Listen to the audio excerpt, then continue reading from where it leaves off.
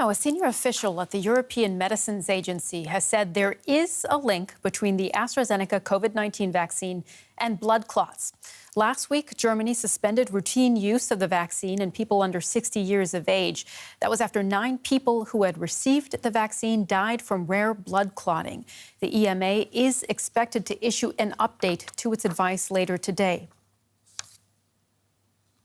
And let's get some perspective on this story now from the UK. We're joined by Dr. Julian Tang. He's a virologist in the city of Leicester. Welcome to DW. Now, we keep seeing the AstraZeneca vaccine being linked to these rare blood clots, and I want to get your opinion on this. How safe is this vaccine?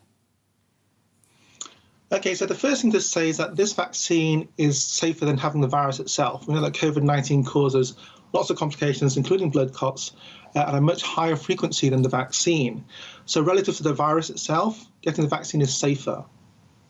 There are concerns, however, about these rare blood clots that we're seeing. Do we know what factors make people more likely to develop these clots?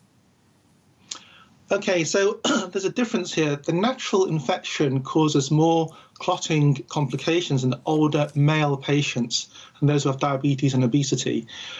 For the AstraZeneca vaccine proposed adverse effect, we've seen this in younger females, so almost the opposite picture to what we see with the virus infection.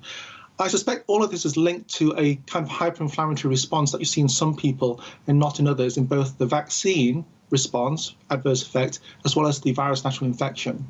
What about in the UK? Because we know that millions of people have received the AstraZeneca vaccine there already. Has the data shown similar cases of these blood clots there? Yes, so they've shown at least 30 cases, of which 7 have died in the younger population. And they're proposing to restrict the AstraZeneca to those who are older, like the over 30s, for example. Part of the problem is that the UK has vaccinated so many people up to the age of 50, over the age of 50 now. They can't restrict the AstraZeneca vaccine to much older people than 50. So it's slightly different from the Scandinavian and European approach.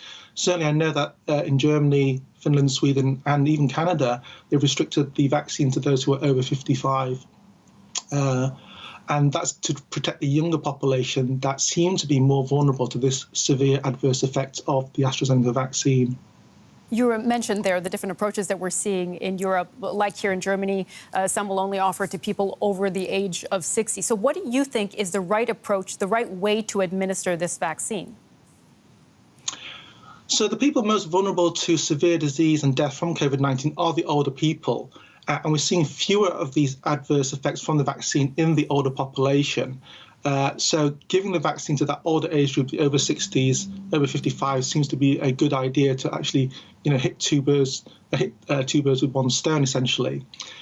Where you have the cutoff for the younger population is difficult to say. Plus, also you have other problems with vaccine supply locally, as well as the other vaccines may have other adverse effects as well, as we see in the Pfizer and Moderna vaccines that have been rolled out across the USA in large numbers.